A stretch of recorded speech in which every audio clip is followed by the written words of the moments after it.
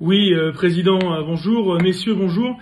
Ce soir, le gouvernement publiera la cartographie définitive en vue du 11 mai, date à laquelle nous déconfinerons normalement progressivement la population. En Bourgogne-Franche-Comté, vous avez indiqué, Monsieur Prébille, que la lente décrue se poursuivait et que le nombre de nouveaux décès s'infléchissait. Vous constatez sur le terrain une baisse du nombre de patients admis et en réanimation et une augmentation du nombre de patients qui sortent d'hospitalisation. Le même constat est fait apparemment dans la région Auvergne-Rhône-Alpes où le nombre de patients en réanimation continue de baisser.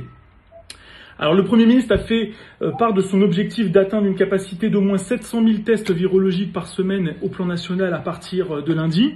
Mes questions sont donc les suivantes. L'un des facteurs pour le déconfinement au niveau régional est celui de la tension des capacités hospitalières, en prenant en compte notamment le taux d'utilisation des lits en réanimation et en soins intensifs. Qu'en est-il dans vos régions après le choc de la première vague de l'épidémie? Et puis, quel est votre objectif en matière du nombre de tests virologiques par semaine à l'échelle de vos régions? Et enfin, ma dernière question concerne les publics les plus fragiles.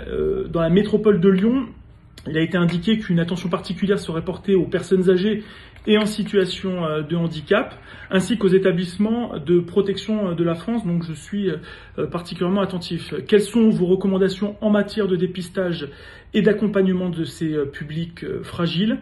Et je pense notamment aux drives qui seront vraisemblablement mis en place dans la métropole de Lyon en lien avec la commune et avec les ARS.